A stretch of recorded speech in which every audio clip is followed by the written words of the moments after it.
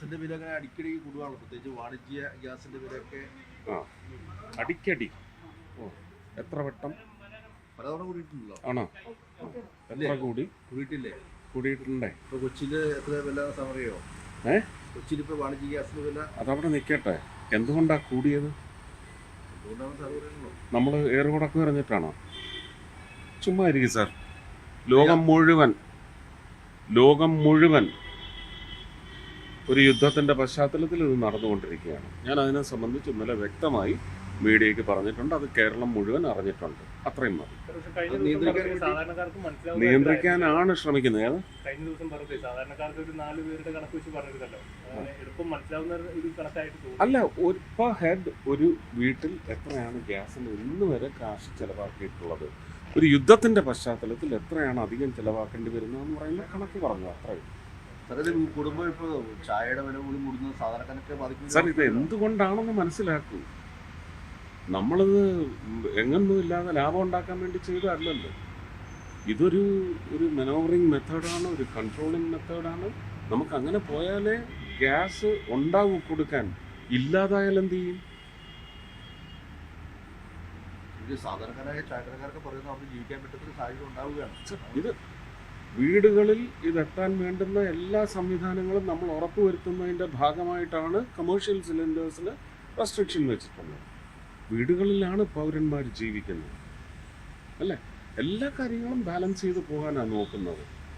ഇതൊരു എക്സ്ട്രോട്ടറി മെത്തേഡായിട്ടൊന്നും കൊണ്ടുവന്നതൊന്നുമല്ല.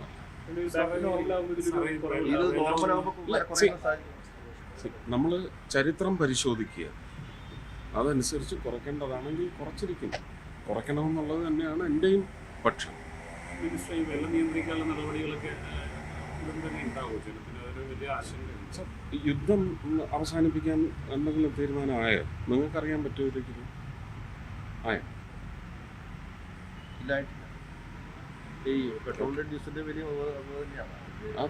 അതെ, ഇതെല്ലാം യുദ്ധത്തിന്റെ പശ്ചാത്തലത്തിൽ മാത്രമാണ്. ലഭ്യത ഇല്ലാതാവാൻ പാടില്ല. അതിനുവേണ്ടുന്ന എല്ലാ മെഷേഴ്സും എടുത്തിട്ടുണ്ട്.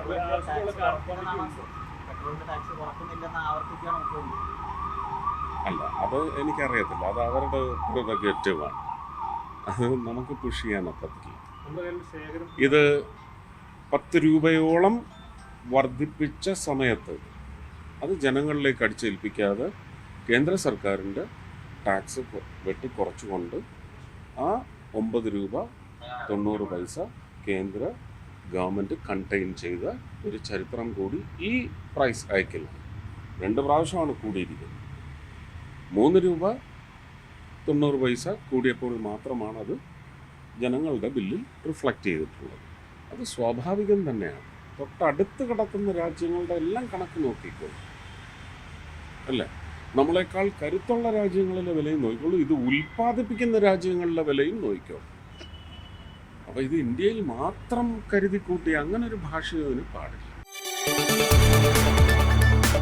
കൂടുതൽ വാർത്തകൾക്ക് News 18 Keralam YouTube channel subscribe ചെയ്യുക.